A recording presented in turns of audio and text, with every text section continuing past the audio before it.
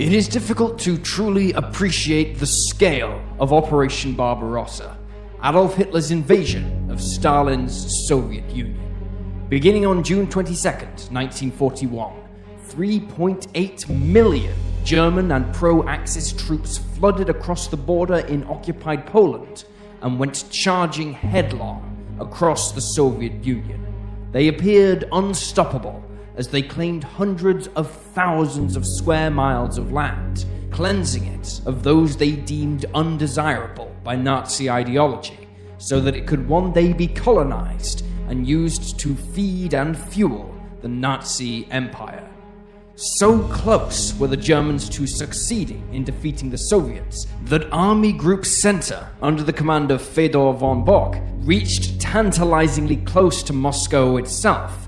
But it was here that fate would intervene. The Germans had not fully accounted for the size of the campaign they would be undertaking, and supply issues began to plague their advance, slowing them down time and time again. This allowed the Soviets to organize their resistance and further inhibit their progress, but what ultimately saved Moscow was the arrival of the brutal Russian winter, freezing the war in place for several months. With the onset of spring 1942, the war in the East was ready to begin again, but the problem of supplies, particularly oil, was forever a worry for the German High Command, and so they planned for an offensive that, if successful, would not only alleviate their fuel shortage, but also deny the Soviets their own fuel stocks. Part of that plan involved a city on the edge of the Volga River in eastern Ukraine. This city, formerly known as Volgograd, had since been bestowed with the name of the Soviet leader himself, and while few people before the war knew it even existed, in the decades since, its name has adorned almost every history book of an example of what occurs when two powerful forces clash and refuse to submit. This is the story of Stalingrad. Welcome to Wars of the World.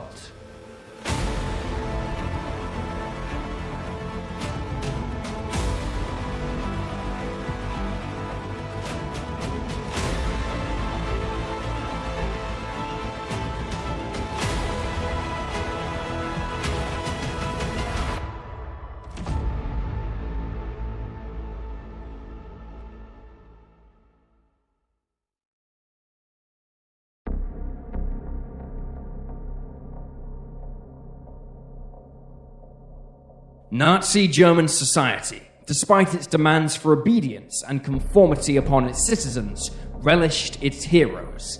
It is perhaps because of the demands of the National Socialist ideals to conform that individuals or groups who achieved this status were so admired, their commitment to the Nazi dream being such that they were elevated in status above their comrades who sought to be like them. The problem for said heroes, however, was that they had to then continuously prove themselves to be worthy of their position, almost on a daily basis. And in the Wehrmacht, that meant meeting the enemy with enthusiasm and without hesitation.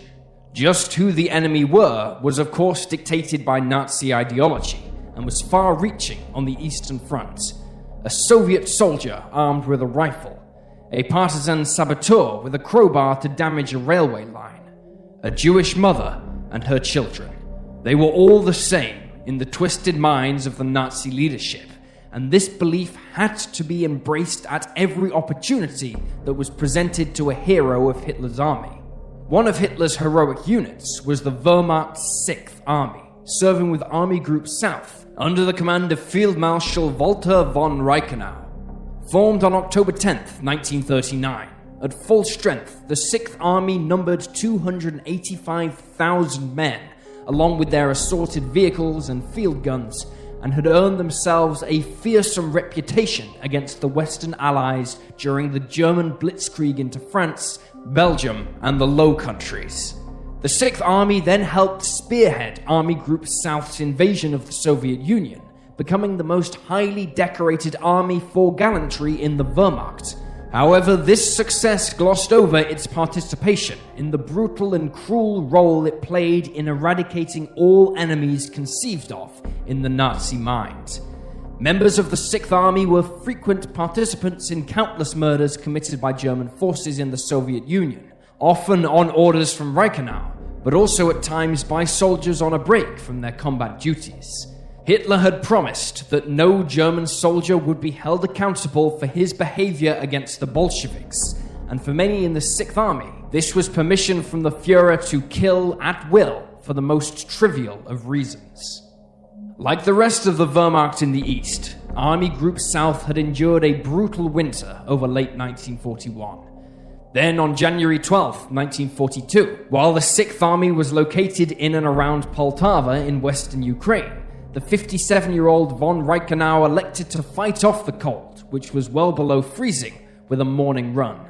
Later, at lunch, some of his officers noted that he appeared unwell before he suddenly collapsed, clutching his chest as he suffered a heart attack. Upon hearing this news, Hitler immediately ordered that he be returned to Berlin for treatment, and so, still unconscious, he was strapped to an armchair and loaded aboard a Dornier Do-17 bomber. However, while attempting to land at Lemberg in eastern Ukraine to refuel, the Dornier crashed, killing the Sixth Army commander. However, before his death, von Reichenau had taken a liking to one General Friedrich Paulus and had appointed him as his successor as the commander of the Sixth Army. Paulus had served in the First World War and had fought alongside Rommel during the opening of the Western Front. But unlike the man who had come to be known as the Desert Fox, Paulus had failed to distinguish himself in combat. Instead of dramatic successes, he had instead overseen a competent and consistent campaign, commanding men of the 13th Infantry Regiment. Considered rather standoffish by his men, history would prove he was in fact one of the few senior German officers who truly understood the importance of the condition and morale of his men, as opposed to the blind loyalty expected by other commanders who saw them as tools. After the fall of France, Paulus was reassigned to Berlin, where he helped in the planning for Army Group South's campaign in the Soviet Union. Looked upon favorably by von Reichenau, his selection for his replacement was mildly controversial amongst the ranks, with Paulus lacking the experience of other potential candidates, while seemingly not as committed to the Nazi cause as his predecessor, reversing orders by von Reichenau regarding the harsh treatment of the Soviet undesirables, and forbidding his men to go off on campaigns of eradication without authority. He did, however, assign troops to assist the dedicated murder squads roaming behind the front lines, on orders from the head of the SS, Heinrich Himmler. Paulus's first order of business was to get his new command through the remaining months of the Soviet winter, and ensure it was ready for the fresh offensives that would be no doubt coming in spring. However, it would be the Soviets who would strike first, and on May 12, 1942, Soviet forces under the command of Marshal Timoshenko attacked Paulus's army near Kharkov. Over 3 days of bitter fighting, the Sixth Army sustained heavy casualties in a series of pitched holding actions attempting to stem the advance of the Soviets until the Luftwaffe were able to achieve local air superiority over the Red Air Force and begin a series of crushing airstrikes against Timoshenko's forces. On May 17th, the 1st Panzer Army counterattacked from the south of the Soviet forces, followed 2 days later by Paulus's 6th Army, which counterattacked from the north. As the two powerful German forces connected, the Soviets were trapped in a classic pincer movement that saw over 250,000 of their soldiers encircled and then beaten into defeat. During the whole campaign, the Soviets sustained over 270,000 casualties killed, captured, or missing, compared to the Wehrmacht's less than 30,000. Having repelled the Soviet offensive, Paulus returned to preparing for the Sixth Army's participation in the German Army's own coming offensive.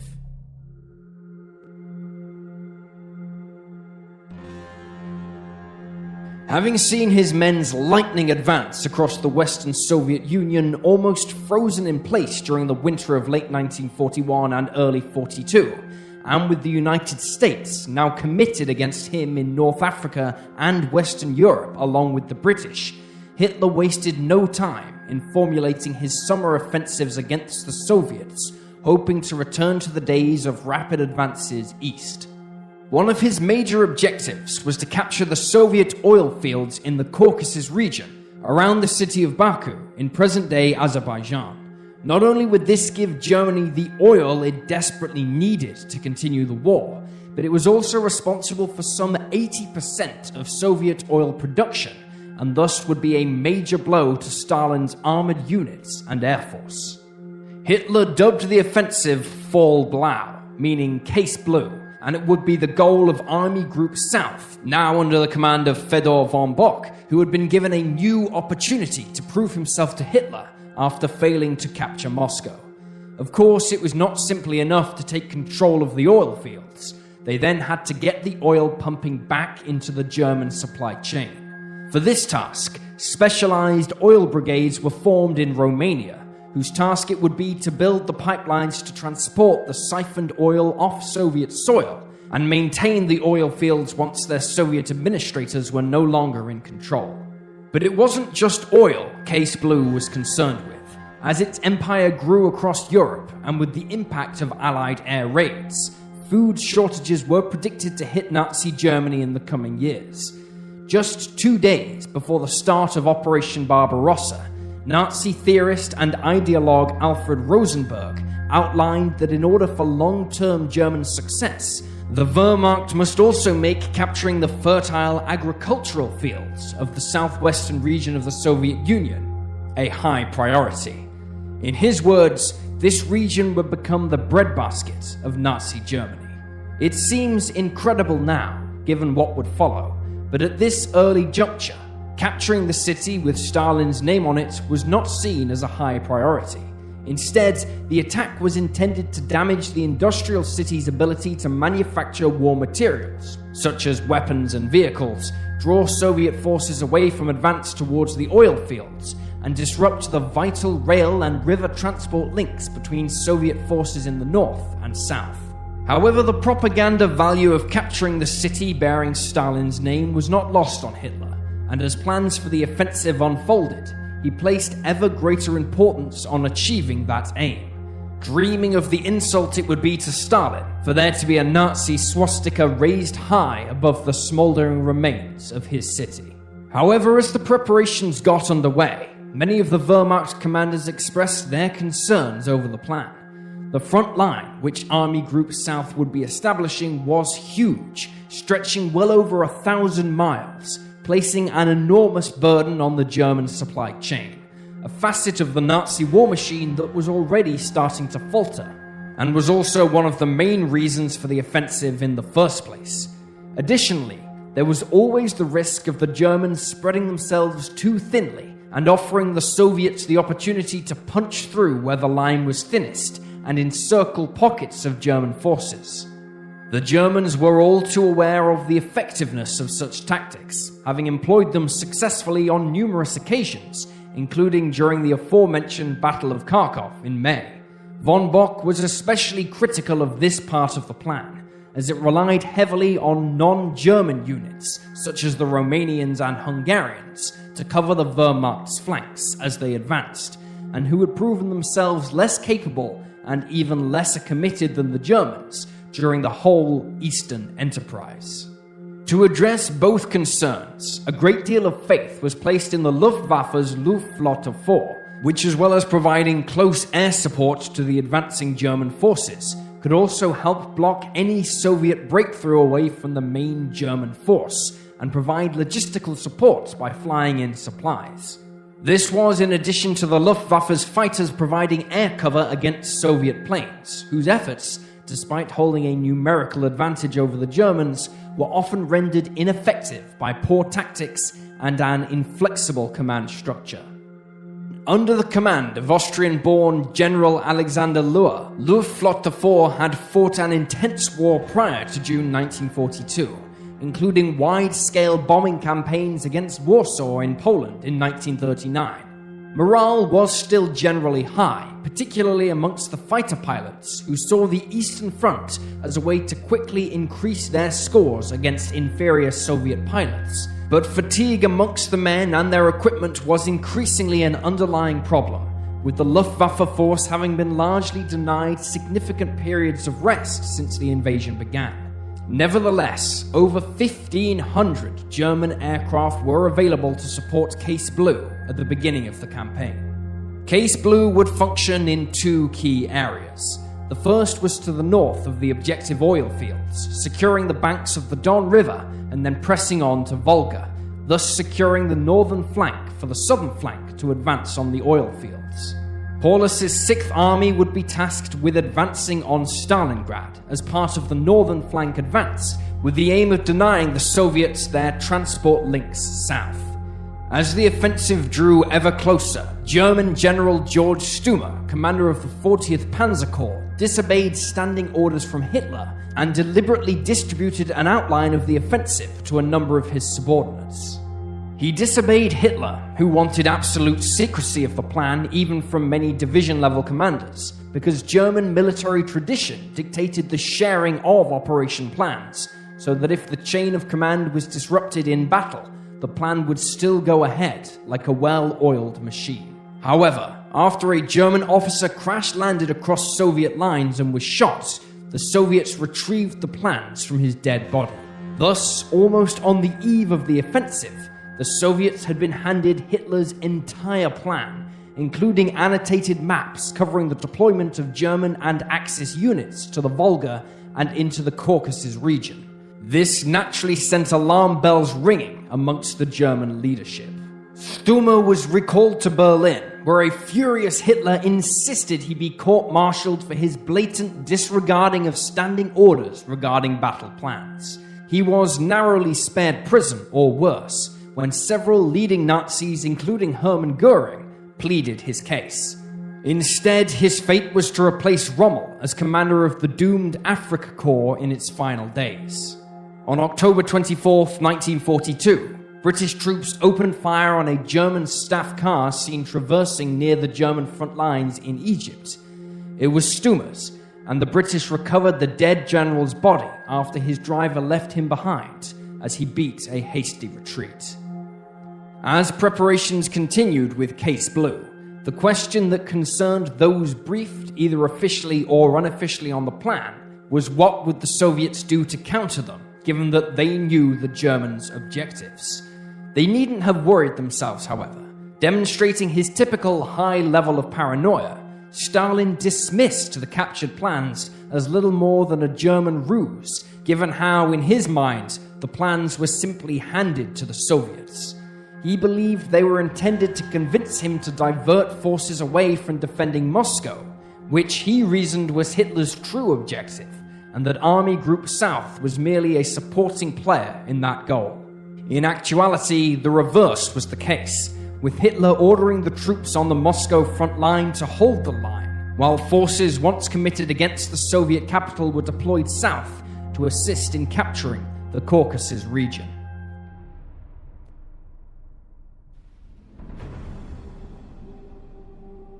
In the final days before the ambitious offensive was to begin, the logistics effort to support it and relocate the necessary forces to their staging areas went into overdrive. Trains riding on Russian rails carried troops, tanks, armored vehicles, and all their necessary supplies from the west. But still, the problem of resupply after the offensive began gnawed away at German commanders, who nonetheless decided to put their faith in Hitler one more time, the Führer having not failed them yet. On June 28, 1941, the offensive began when the 4th Panzer Army, under the command of the skilled General Hermann Hoth, began their charge towards their objective. Supported by intense close air support, Hoth's 4th Panzer Army made a rapid advance east as the Soviets, who by now had learned not to get caught up in battles with the Germans where they could be encircled, conducted a less than orderly retreat, scrambling to try and maintain a defensive line. However, Lohr's aircraft continually succeeded in driving a wedge through any Soviet formation that stood in their way. Eventually, the situation got so dire that the Soviets were forced to relocate their headquarters to Kastonia to protect it from German air and armored units pouring east.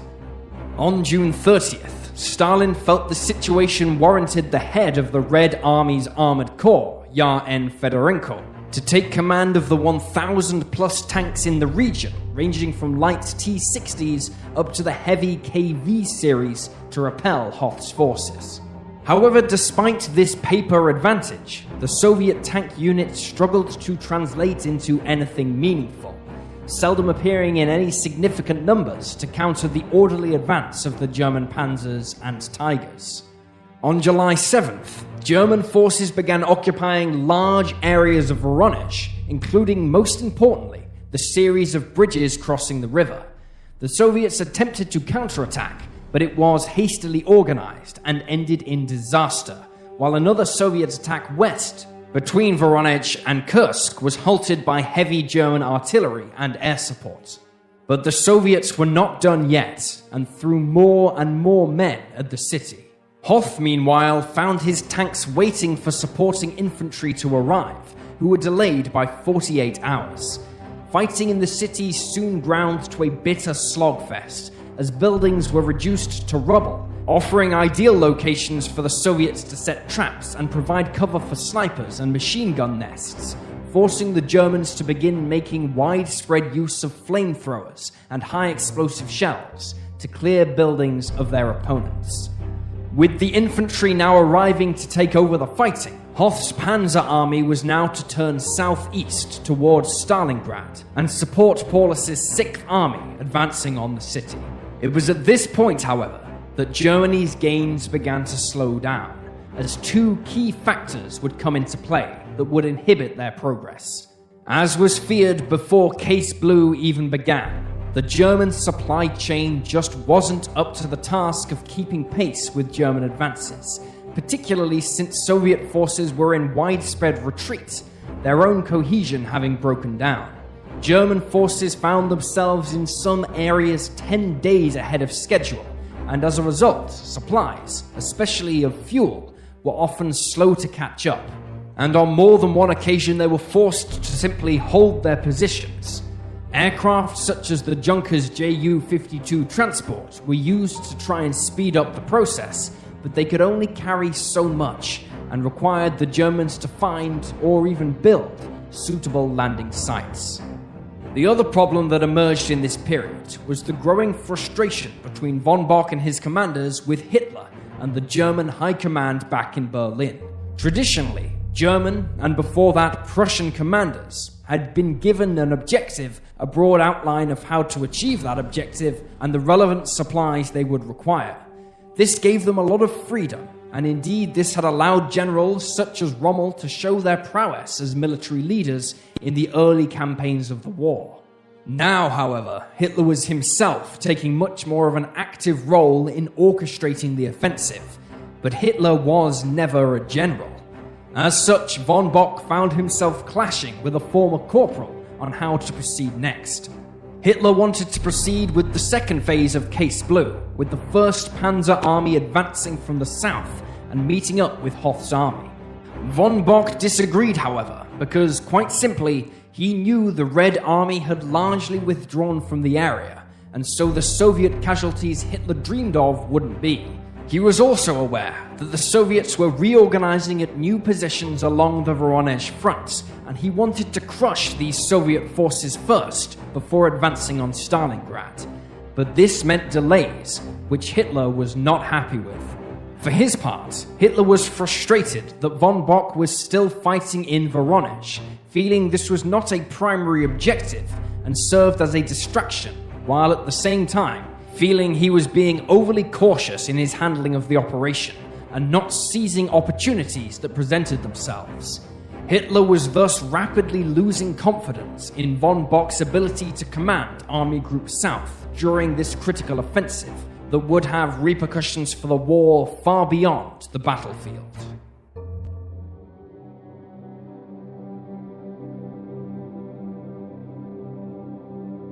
Hitler decided that the best way to move forward would be to divide Army Group South into two smaller groups.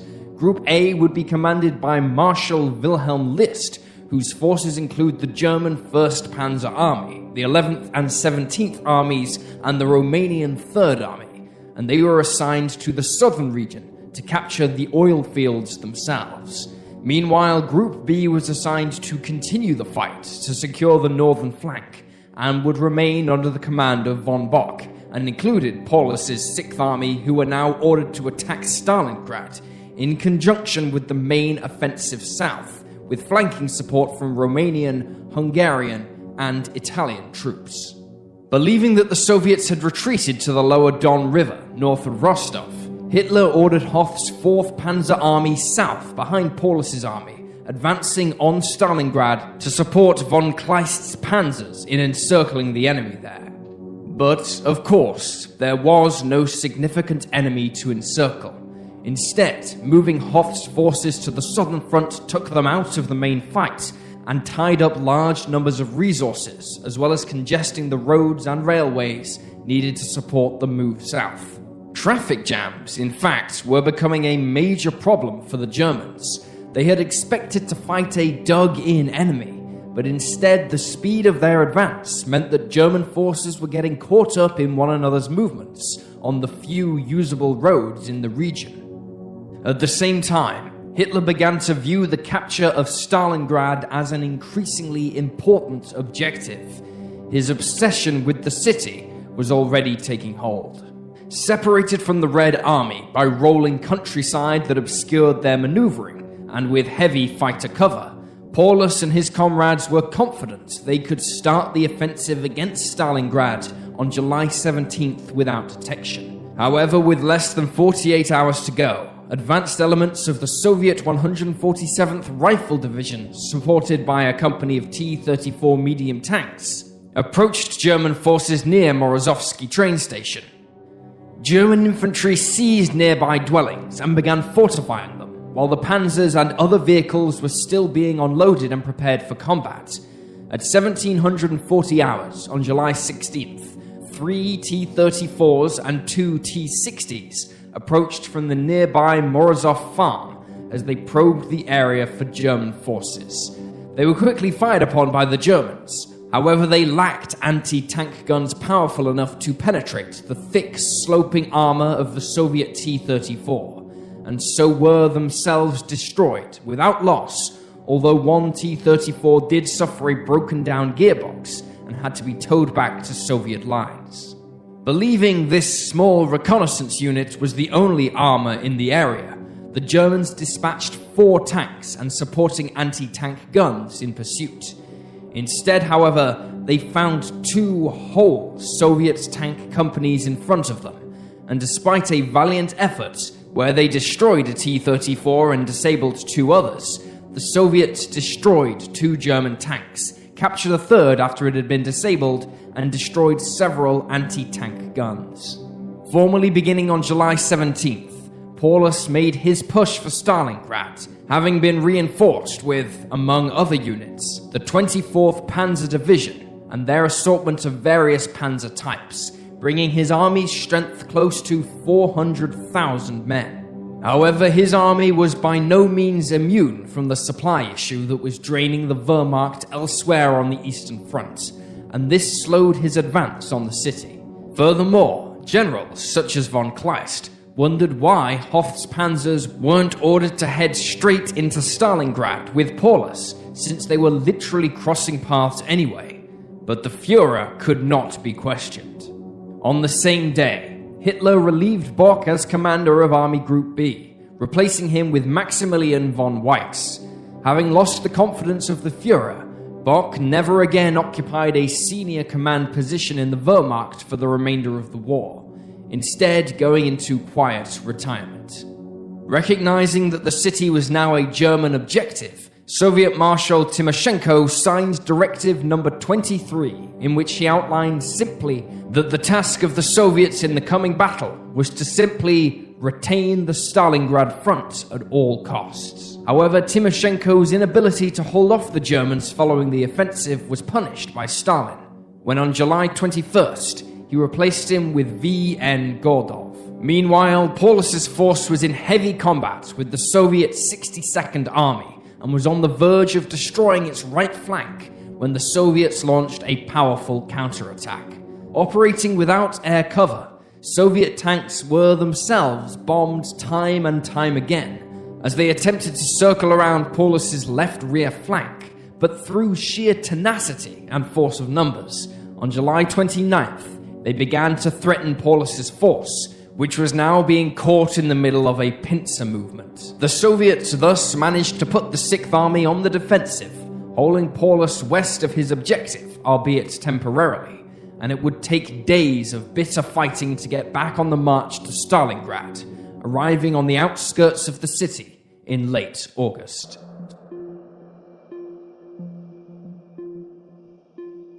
Stalin could now see the Germans' true objectives, and in particular, the advance on the city that he had bestowed his name upon. He could also see that the Red Army's retreat had surrendered huge areas of land to the Germans, already for comparatively little cost to either side, which to him meant that his forces were not fighting until the last for the motherland. Therefore, on July 28, 1942, he issued Order Number 227, putting an end to organized retreats. It read, "The people of our country, for all the love and respect they have for the Red Army, are beginning to feel disappointment in it. They are losing faith in it, and many curse the Red Army for giving our people over to the yoke of the German oppressors while the army runs away to the east. Some foolish people at the front comfort themselves by saying that we can always retreat further east, since we have much territory, much land and manpower, and that we will always have more than enough grain. They say this to excuse their shameful conduct at the front. But such talk is lies and falsehood, and only helps our enemies. After the loss of the Ukraine, Byelorussia, the Baltic lands, the Donbass, and other regions, we have much less territory, far fewer people, much less grain and metal, fewer factories and industrial plants. To retreat any further would be to ruin ourselves and our motherland. Every little scrap of land that we give up strengthens our enemy and weakens our defense, our motherland. And so the time for retreating is over. Not one step back. That must now be our watchword." With this one order, the Soviet leader had set the stage for the climactic Battle of Stalingrad, which would come to symbolize the very struggle between Hitler's National Socialism and Stalin's communism. It also sounded the death knell for thousands of his own soldiers, since for added insurance against retreat, Stalin's order called for machine gun teams to be established by the most reliable of his troops behind the advancing Soviet soldiers. If anyone turned back from an attack, then these machine gunners would wipe them out for their perceived cowardice, regardless if the odds of success against the German position was almost nil. Perhaps the most cynical aspect of Stalin's instructions was that not only were his soldiers not allowed to retreat, but neither were any civilians inside the city. Instead, they were put to use forming militias, building barricades and tank traps, and supporting the soldiers by bringing food and supplies, as well as continuing to produce weapons in the city's armament factories. Stalin also believed that by keeping civilians bottled up inside the city, that the Red Army soldiers would be inspired to fight harder for their protection. There was indeed still a passionate desire to resist amongst the Soviet soldiers, but confidence in their officers was at times fleeting, given the paranoia about their conduct that filtered down from the very top to the most lowly lieutenants. Stalin was acutely aware of how the Red Army's forebear, the Imperial Russian Army, had turned against the Tsar and his aristocracy in the First World War, spurred on by him and Lenin, and always feared that the same would now happen to his government. A consequence of this was a mistrust between the officers and their men, which sapped morale. Whether or not the Soviet soldiers believed in the ideals of communism as much as was portrayed in Soviet propaganda was down to each man's own conviction. What did spur them on, however, was the knowledge of what the Germans had done in the Soviet territory they had already captured. Mass murder and rape, even of children and the elderly, left the soldiers with burning hatred of the invaders, and a deep desire to make sure the same didn't happen to their hometowns and cities. However, like the Germans, the titanic scale of the Eastern Front meant supply issues were forever a headache for the Soviets, made worse by the relocation of arms manufacturing to the east to keep them out of range of German bombers, this delaying the delivery of new weapons. The Western allies of Britain and the US helped shore up the shortfall in equipment, but the recent cancellation of Arctic convoys following the disaster of convoy PQ-17 meant that no more would be coming until the winter months, when darkness would conceal their approach from German aircraft. As such, Soviet equipment at Stalingrad in August of 1942 was a mess of old and new weapons, often scrounged from anywhere they could be found. Sometimes entire units would be equipped with one type of weapon, such as bolt-action rifles or submachine guns. The rifles had excellent range, but a slow reload time, which was good for fighting down long streets, but almost useless in close-quarter house-to-house combat. With the submachine gun, the situation was the reverse, but all of this was dependent, of course, on whether the men actually got a weapon at all. Famously, some units only received half of the weapons they required, and so the solution to this was to pair men up, one with a weapon and one with fresh bullets, who would pick up the weapon after the first man was shot. By August 23rd, the time for preparing the city to defend against Paulus's 6th Army, now supported by Hoth's 4th Panzer Army attacking the city from the south, had run out. However, as the Soviet defenders looked upon the mass of panzers and infantry that was approaching them, it was from the sky that the Germans would strike first. As had been the case during much of the offensive, the Luftwaffe had been simultaneously the spearhead of each offensive, blasting away at enemy forces ahead of the German thrust, and the blocking force, helping to secure their flanks, often in conjunction with troops of German allied units. Alexander Law had by this time been relieved of command and reassigned to command the 12th Army. In his place was General von Richthofen, a cousin of the Great War's Red Baron Manfred von Richthofen, and himself a decorated ace of the conflict. Having become friends with Hermann Göring, he was invited to join the nascent Luftwaffe in 1933, where he was allowed to conduct experiments to improve close air support tactics, these being trialed in Spain and then Poland before they were perfected to an art by the time the invasion of France had begun. Richthofen was characterized by his men as an aggressive commander who threw himself into every aspect of operational flying, and while he was confident in his own men's abilities, he was not shy when it came to expressing his feelings if other commanders, either in the air or on the ground, were failing in their objectives. His aggressive nature made him popular with the Führer, but understandably, he was despised by several German generals, with he and Hoth of the 4th Panzer Army having an especially fiery relationship. To support a land thrust by Paulus's spearhead into the city, Richthofen concocted a bombing operation where his aircraft would drop large numbers of both high explosive and incendiary weapons, the latter intended to start fires that would spread quickly through the many wooden buildings that made up much of the suburban areas of the city. As the bombs rained down, the soldiers and civilians defending Stalingrad found themselves caught up in a firestorm where people literally choked to death as fires consumed all the oxygen inside shelters. The bombing was indiscriminate and laid waste to large areas around the city, with casualty figures running in the tens of thousands. Coinciding with the opening of the air assault, Paulus's spearhead advanced on the city comprising of the 14th Panzer Corps on the right flank of the 51st Corps on the left. Their strike was swift, and they encountered determined Soviet resistance almost every step of the way, but they quickly punched their way through to the northern side of the city, eventually reaching the Volga.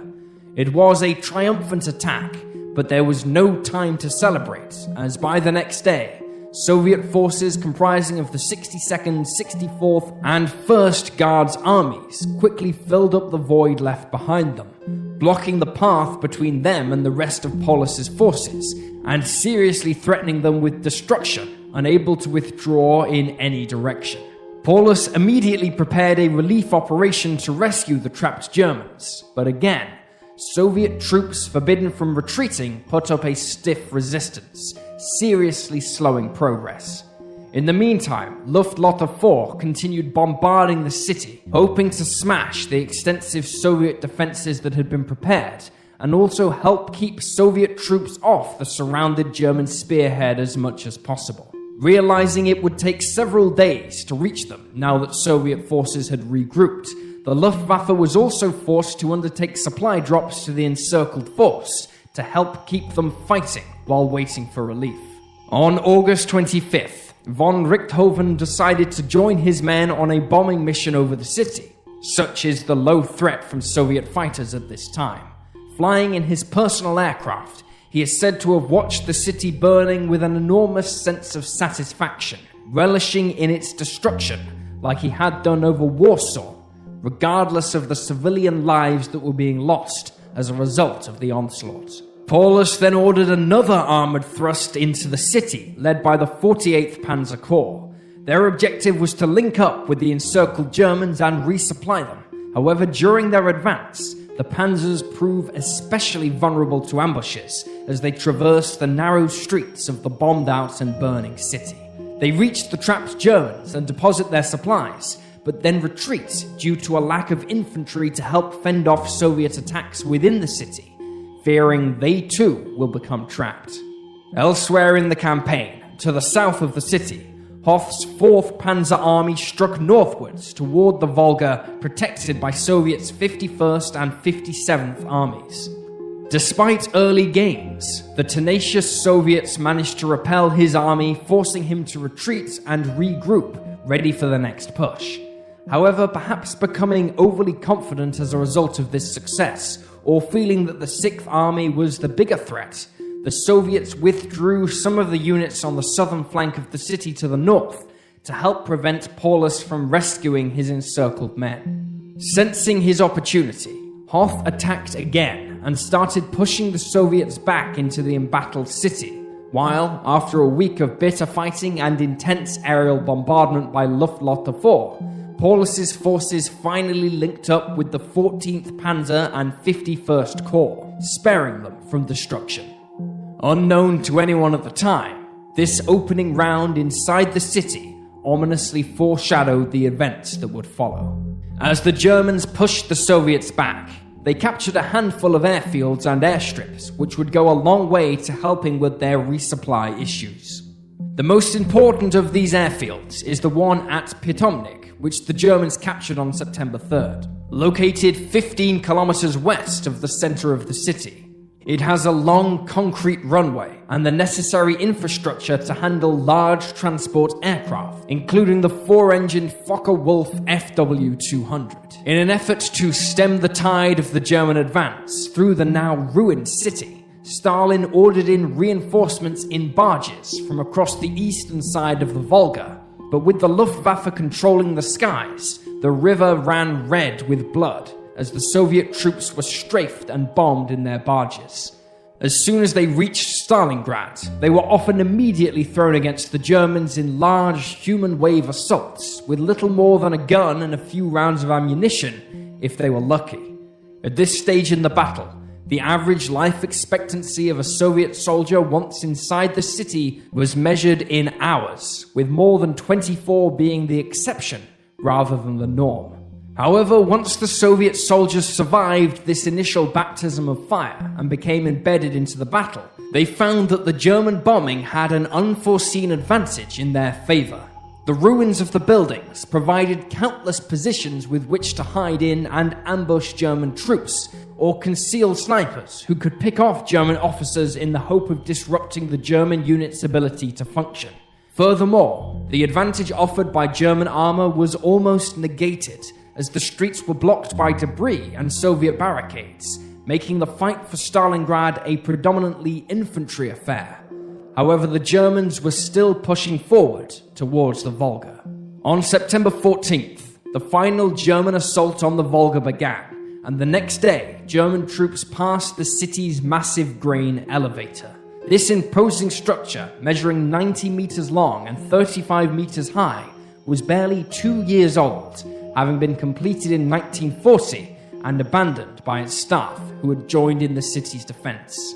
However, as German troops entered the area, Soviet Lieutenant Polyakov decided it would offer the ideal location with which to fortify his men's position, and led 27 of them to occupy it, armed only with a few rifles, machine guns, and some mortars. Later in the afternoon, as the Germans realized what Polyakov was up to, they attacked with infantry and a handful of panzers, but incredibly, the Soviet troops managed to repel them. Amazingly, the Germans failed to suppress them the next day, or the day after that. One German soldier, named Wilhelm Hoffmann, described how frustrating it was being unable to dislodge them. Writing in his journal, he remarked, "The elevator is occupied not by men, but devils that no flames or bullets can destroy." Eventually, Stuka dive bombers were called in to destroy the elevator, but even this failed, forcing the Germans to encircle the site and attempt to wear down the defenders over time. With bombs falling from above and mortars and artillery being fired into the side of the structure, inevitably, of course, Polyakov realized they couldn't hold out forever. On September 21st, the Germans changed tactics and sent a group of Soviet collaborators to attempt to encourage the defenders to surrender, but Polyakov refused, and so the Germans attacked again. On that day alone, the small Soviet garrison killed 30 Germans and wounded 72 more, but Polyakov knew they were on borrowed time, and that night, he and the survivors of his unit made a break for it, 15 of them arriving at Soviet lines on the 24th. The image of the devastated grain elevator in Soviet propaganda became a symbol of Soviet grit and determination in repelling the German invaders.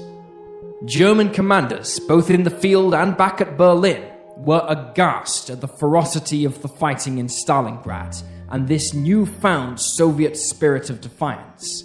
Convinced of their superiority in battle, thanks to the tactics of the Blitzkrieg, the Germans fighting in Stalingrad saw themselves going back in time in terms of tactics, as they fought a simple battle of attrition between men in such close quarters that bayonets and boot knives were every bit as useful as bullets and grenades. Casualties were high on both sides, albeit higher on the side of the Soviet defenders, and yet given the comparative scale of the two forces, it hurt the Germans more. Observing the reports from the battle, German Chief of Staff Franz Halder warned Hitler of the risk of continuing the battle, at least in its present form, but Hitler would not listen. For him, this had become more than just another battle. It was now a chessboard, with him playing one side and Stalin playing the other, and Hitler was determined to win. However, even this obsession could not ignore certain facts regarding the German situation. Casualties in Paulus and Hoth's armies were appalling, and replacements were sorely needed. Tanks were wearing out through a combination of prolonged use and repeated punishment from the Soviets, while artillery units were reporting that barrels of their field guns were wearing out. The Luftwaffe, meanwhile, had been so heavily involved in supporting both the attack on Stalingrad and the charge into the oil fields of the Caucasus region that both its men and their machines were suffering from chronic fatigue. And of course, if all this wasn't enough, the German supply chain was still suffering from frequent interruptions, many German soldiers resorting to stealing food from the city, or even shooting and eating the horses they had brought with them.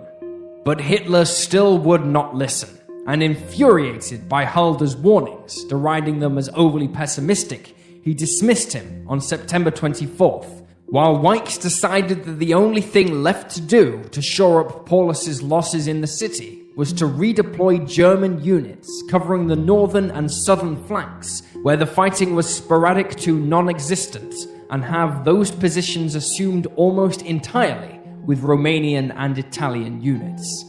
This was a logical move given the situation, although many in the German high command were more than a little nervous about relying on these units. The Italians especially, who had time and time again proven to be far inferior to German and many Allied combatants, but there was no other alternative. Convinced of victory, on September 30th, Hitler prematurely declared that the city had all but fallen, when in reality, both Paulus and Hoff's forces were locked in a bitter stalemate with the Soviets, who had now been backed into a 9-mile-long strip of the city along the Volga.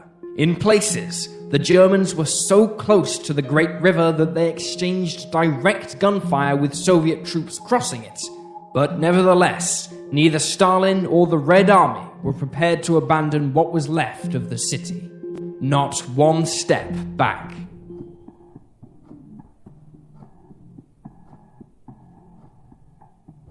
Elsewhere, Hitler's forces were encountering similar issues.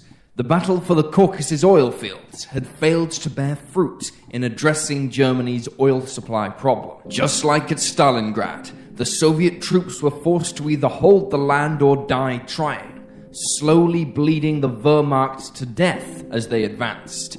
It is with some irony that probably the biggest inhibitor to the advance southeast was the growing fuel shortage that seriously hampered Army Group A's armored columns, slowing them down and allowing the Soviets time to sabotage or destroy any oil fields that were about to fall to the Germans. Instead of endowing the Germans with the lifeblood of their war machine, they were exhausting it fruitlessly. Wondering what von List was up to, Hitler sent his Chief of Operations Staff of the High Command, Alfred Lodl, to meet with him. Von List outlined the many problems affecting his army group, and so Lodl returned to the Führer, explaining List was doing the best he could. The Führer disagreed and relieved List of command, instead assuming command of the army group personally. As the cold of October began to bite, even Hitler was forced to concede that his army would be unable to take the region before winter set in, and so he ordered von Richthofen to undertake a bombing campaign against the oil fields still in Soviet control, beginning on October 8th. If he couldn't have the oil, then neither could Stalin. It was a blow to his plans, but at least he could console himself with the knowledge that his men had all but taken Stalin's city. He had no idea what was coming with the cold weather. In the Soviet Stavka, Marshal Zhukov had been formulating a plan which he believed would drive Paulus and Hoff's armies out of Stalingrad. Simply sending thousands of troops into the ruins wasn't going to cut it, since the Soviets suffered the same problems associated with house-to-house fighting as the Germans. Instead, Zhukov took note of the redeployment of German units from the flanks of the city, and realized that now was the time to attempt an encirclement of the city by smashing through these inferior Axis units to the north and south. Zhukov dubbed his plan Operation Uranus, after the Greek god of the universe, who was the great-grandfather of Mars, the god of war. The name implied this operation would be all-enveloping, and to that end comprised of almost 1 million men, thousands of tanks, and a reconstituted Red Air Force. Given the scale of the offensive, it was an enormous task in itself to keep it secret from the Germans, while the logistics involved meant the date for the offensive was pushed back several times, until finally, on the morning of November 19th, he was ready. In the north, at 720 hours Moscow time, the 3rd Romanian Army was suddenly hit by a powerful artillery and rocket barrage from Soviet lines that lasted some 80 minutes. Dazed and battered, the Romanians were then horrified to see the menacing sight of more than 200 T-34 tanks trundling on their position. The Romanians, to their credit, put up a staunch resistance, repelling the first wave, However, they were insufficiently prepared to keep up such a fight, and were soon being pushed back in a disorderly retreat. The next morning, the Soviets' plan became clear to the German High Command, as in the south, over 1,000 Katyusha rockets blasted a path through the Romanian Fourth Army. Troops filed in to replace the retreating Romanians, moving in a two-pronged formation that bypassed the city before turning north, with the Romanian lines on both fronts having completely collapsed, and with the German armored units either in combat or immobilized in the city. On November 23rd, the two Russian forces joined up near the town of Kalashi. The Soviet blitzkrieg had worked. They had encircled and trapped the German 6th Army and elements of the 4th Panzer Army, 265,000 men, including Paulus but not Hoth, inside the city, cutting them off from supplies and reinforcements. However, Paulus knew that at this critical juncture, the encirclement was only true on a map, and that he could break out of the city and rejoin the Wehrmacht's main force west of him before the Soviets consolidated their position. However, such a retreat was unthinkable for Hitler, who clung to the notion that once a German soldier had taken up his position, no power could move him, and so he ordered Paulus to remain inside what would thereafter be referred to as the Stalingrad Pocket to history, and the Cauldron to the men who fought there, while waiting for a German counter-offensive to relieve them. In the meantime, priority was given to keeping the troops in the Stalingrad Pocket resupplied with all land routes cut off, and that meant it was down to the Luftwaffe to airlift in means for Paulus's men to fend off destruction. Estimates made at the time put the bare minimum that needed to be flown in every day in the region of 500 tons of food, fuel, and ammunition, while Paulus himself had asked for 750. Fortunately, several of the captured airfields, including Pitomnik, remained in German hands inside the pocket, but still, the task was enormous. The primary transport type in the Luftwaffe was the Junkers Ju-52, a sturdy, tough, and reliable workhorse that would prove its worth in the coming months, operating from the most austere conditions in the pocket.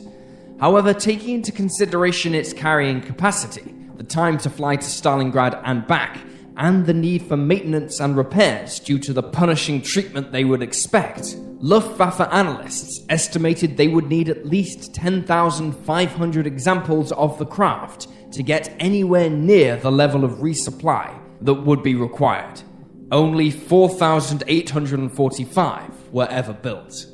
Head of the Luftwaffe, Hermann Goering, was left with no choice therefore but to divert the already tired and battle-weary bomber units to take part in the resupply effort. This, of course, meant taking them away from offensive operations, such as those against the oil fields, but perhaps even more crucially, also took them away from their vital close air support role. Also, being bombers, despite their size, they weren't designed to carry heavy cargo loads, and were incapable of carrying certain oversized equipment. Yet, despite these problems, Goering assured Hitler that the Luftwaffe could keep Paulus and his men in the fight, and pointed out several prior occasions where his men had achieved success in resupplying encircled German units from the air. However, none had ever been conducted on this scale before, and to make matters worse, it was only after this airlift was well underway that one of Goering's staff officers, Hans Jurchenek, realized he had made a mistake, resulting in a figure much higher than the bomber could actually carry. As such, Goering's optimism was unfounded, and yet upon learning of the mistake, both he and the Fuhrer decided to proceed anyway, hoping the men of the Luftwaffe could pull off some miracle. Finally, there was one factor working against the operation which Goering especially had yet to fully appreciate. Up until now, his men had enjoyed almost total air supremacy against the Red Air Force, and while his fighter pilots were still holding their own, the sheer weight of numbers of aircraft the Soviets were now hurling into the arena was beginning to take its toll. A German ace may have been able to down 5 Soviet planes in a single fight, but if he was up against 20, then in the grand scheme of things, it simply didn't matter. Despite being heavily outnumbered, the German fighter pilots pushed themselves and their machines to the very brink of collapse, flying every minute of the day they could, only landing to rearm and refuel. Some German fighter pilots were especially motivated to protect the troops on the ground in Stalingrad from the Red Air Force. Kurt Ebner was a fighter pilot who would fly with distinction over Stalingrad, while his younger brother fought with the infantry inside the city. Bringing down 30 Soviet planes in the battle, he fought to spare him and his comrades death at the hands of the Soviets, but it would ultimately prove to be in vain, and his brother would never walk out of the ruined city. As the airlift got underway, the results were proving woefully below what was needed, with barely 200 tons making it into Potomnik and other crude airships established within the pocket. More bombers were pressed into service in support of the airlift, some attempting to drop supplies onto the German lines, although in the devastation, it was difficult at times to distinguish German lines from the Soviets. On December 7th, the airlift would reach its zenith. On that day, the Luftwaffe would achieve the highest amount of supplies it would ever and could ever have hoped to achieve. The figure was just 363 tons. 2 days later, on December 9th, the Red Air Force went on the offensive and launched a devastating attack on the German base at Tatsinskaya, from where the bulk of supplies were being flown into the Stalingrad pocket. Soviet aircraft had destroyed 4 German transports, 75 tons of fuel, and 6,000 rounds of ammunition destined for the encircled 6th Army. All of those in Hitler's inner circle could see the truth as it was presented on paper. The Luftwaffe couldn't hope to bring in the supplies they needed to keep Paulus and his men alive, while the German fighter pilots had effectively lost control of the air. Furthermore, winter was now in full swing, with even the Volga having frozen over in places, allowing the Soviets to drive trucks of supplies across and into the city for their own men. The question they were left asking now was, would Hitler see it the same way and allow Paulus to break out of an impossible situation?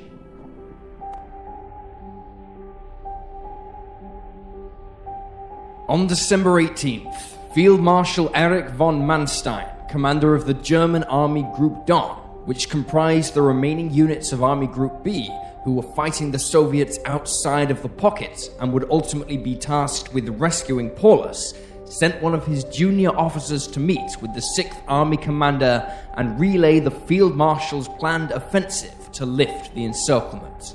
Paulus was informed this would take place in 2 parts, whereby both the relief force and his own trapped force would fight towards each other in operations dubbed Winter Storm and Thunderclap respectively, after which both would form up to create a new front line outside of the city and hold off further Soviet advances during the winter. Winter Storm had in fact already begun by the time of the meeting, with German forces having attacked the Soviets on December 12th. Beginning with the standard heavy artillery barrage, the Germans were able to punch a hole through the Soviet lines toward the cauldron, but the Soviets once again fought doggedly to repel the attack, and within 24 hours had succeeded in reducing the German advance to a crawl, the Germans simply lacking the troops necessary to decisively knock out the Soviet defenders. Manstein had planned to use an even bigger force with additional panzers, but he was denied these units as it would have meant relocating them from other fronts, leaving those areas vulnerable to Soviet attack. After the meeting, Paulus began to prepare for the breakout, consolidating what little supplies he had left for the operation, but there was a problem. Manstein had acted without informing Hitler, and when the Führer learned of Thunderclap, he was aghast that it was even being considered by the Field Marshal. Thus, despite Manstein's pleas, it was vetoed by Hitler, refusing to let any German troops retreat from the Stalingrad pocket, instead expecting Manstein's relief force to fight their way in. As if this were not enough for Manstein, on the day that Winter Storm began, the Soviets had themselves launched an offensive against the German troops fighting in the Caucasus region, again employing the successful tactic of striking at the weaker pro-Axis troops, guarding the Germans' flanks. Dubbed Operation Little Saturn, the offensive succeeded in routing Italian and Hungarian army and posed a serious threat to his forces further north around Stalingrad, as well as tying up reinforcements and consuming the ever-dwindling supplies available to German forces. Paulus was understandably dismayed at the news of Thunderclap's cancellation, made worse by a fresh Soviet offensive against him a few days later. Manstein's relief force fought on, but was unable to make headway without Paulus's own troops fighting towards them. Manstein again pleaded with Hitler to allow the Sixth Army to withdraw, but the Führer stubbornly refused to budge, and so he then made a plea to Paulus to disregard the Führer's instructions and go anyway. Paulus, being the obedient German officer, refused. By December 23rd, Manstein could no longer keep the relief force ahead of the German main line, lest they be encircled and destroyed, and so on December 23rd, he reluctantly ordered them to withdraw back to the main German line. The next night, a new sound echoed through the ruins of the city, fighting against the noise of gunfire and the deafening roar of artillery and rocket fire, that of German carol singing. But Christmas brought no respite. More grim news came the next day, when the Soviets raided the Tatsinskaya airfield, briefly denying its use to the Germans to continue the resupply effort into the pockets, meaning German planes were having to fly further and longer, increasing the danger while reducing the number of overall flights. The German physician Kurt Ruber served in the Stalingrad pocket as a medical doctor, and later recounted that bleak night for the trapped men. I spent Christmas evening with the other doctors and the sick.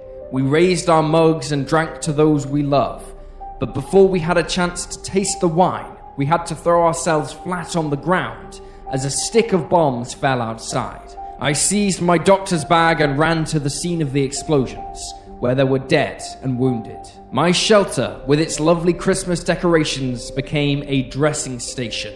One of the dying men had been hit in the head, and there was nothing I could do for him. He had been with us at our celebration, and had only that moment left to go on duty. But before he went, he said, "I'll finish the carol first. O du Fröhlich." A few moments later, he was dead. There was plenty of hard and sad work to do in our Christmas shelter.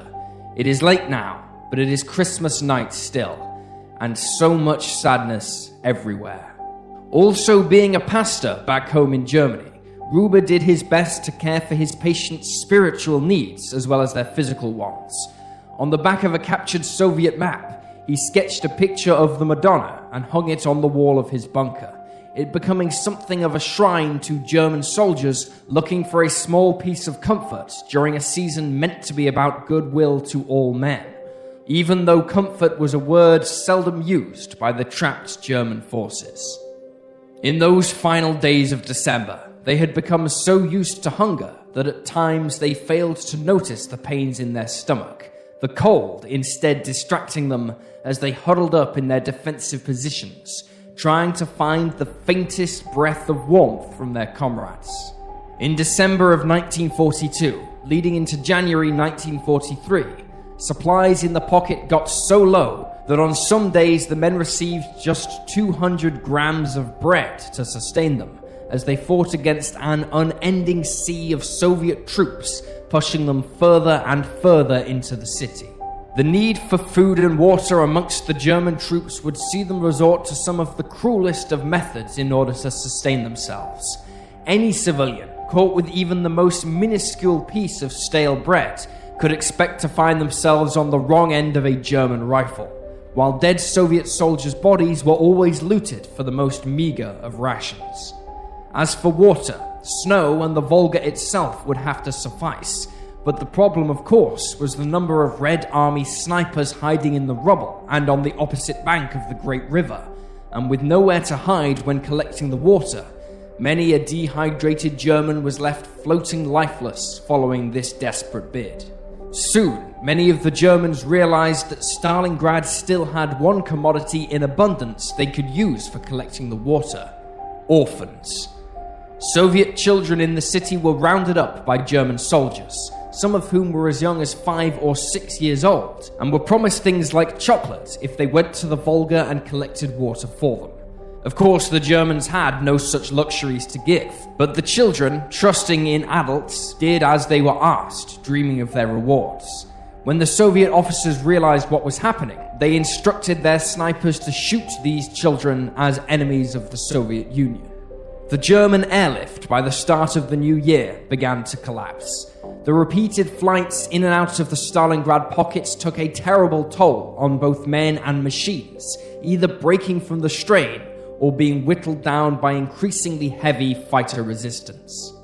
In one instance, a gunner on board a Ju-52 transport claimed that after running out of ammunition fending off Soviet fighters, in sheer desperation he began throwing things towards his attackers, including a roll of toilet paper. However, Soviet fighters weren't truly the biggest threat to the airlift. The winter weather made flying an extremely hazardous affair, with the airfields in the pocket having been shut down on numerous days in December and January due to heavy snow, thick ice, and dense fog. Additionally, they were heavily cratered by repeated artillery and rocket bombardments, and with heavy snow falling around them, it was not uncommon for the men trying to keep the airfields open to miss a crater, it being quickly concealed in the flurries. As such, many aircraft landing inside the pocket lost their landing gear after falling into these craters, trapping their crews inside the pocket with the 6th Army. Only the wounded were allowed places on aircraft leaving on the return journey to their bases. However, as Paulus's army was slowly being crushed to death with each passing day, Hitler at least conceded to allow the evacuation of 7,000 German women working with the Wehrmacht medical units inside the pocket, knowing the unspeakable horror that would await them if captured by the Soviets.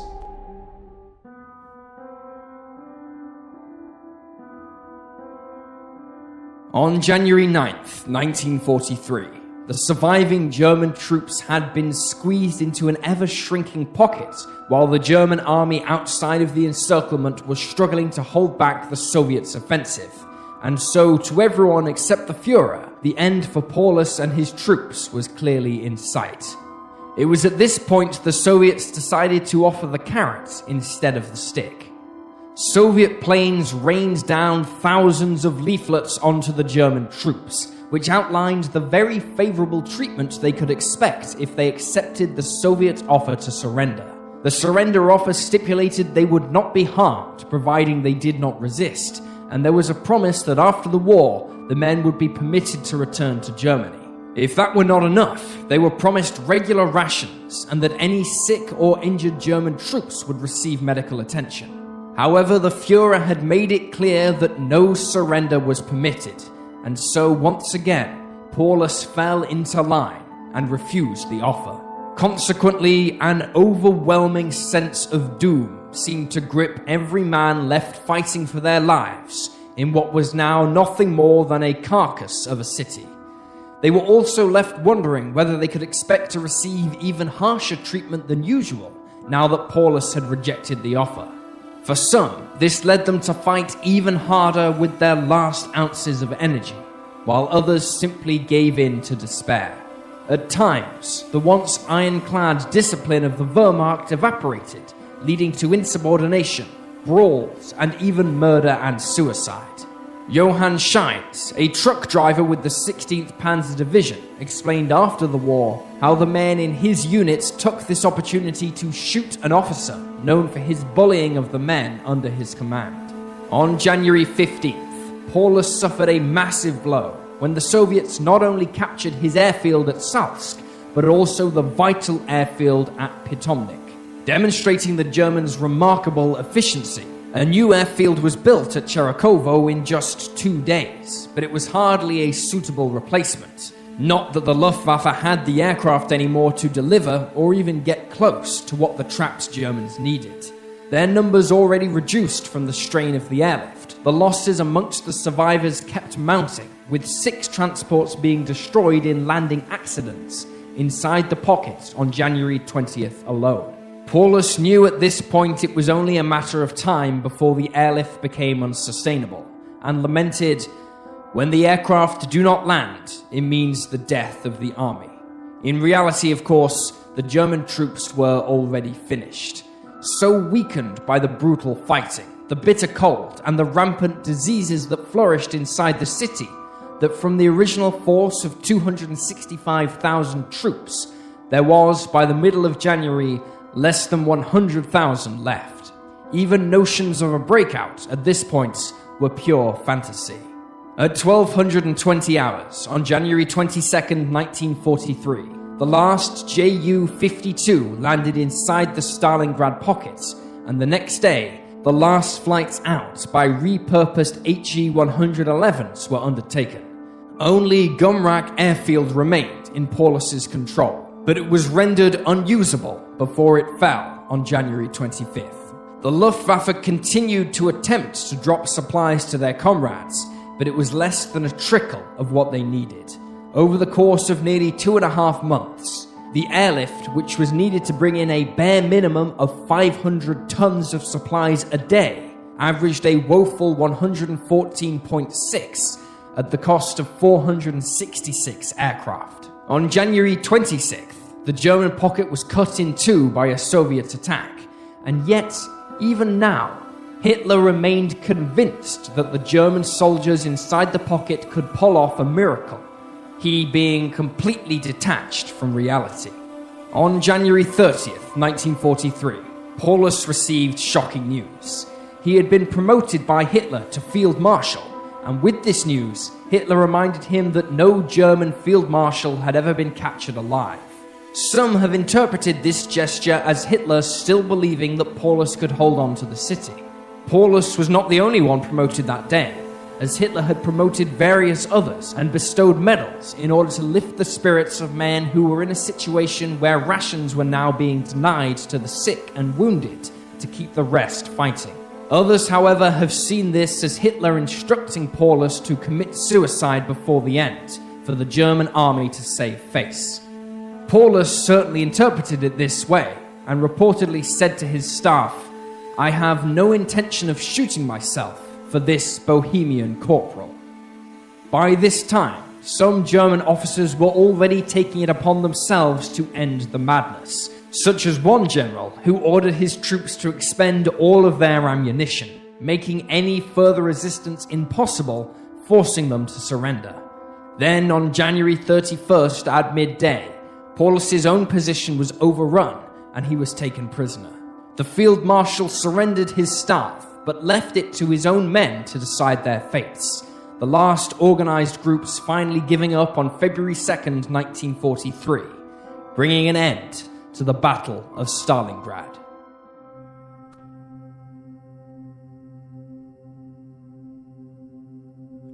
"265,000 Germans and Axis troops were trapped inside the Stalingrad pocket.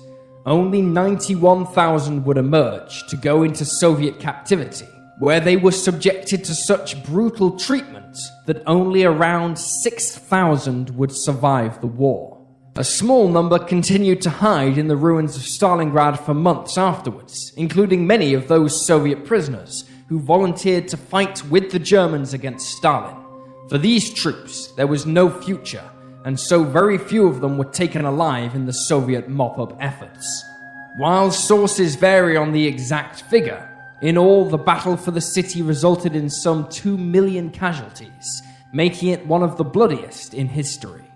Paulus himself was held by the Soviets until 1953, and even then, he was returned to West Germany, which had become a communist ally of the Soviet Union against the West.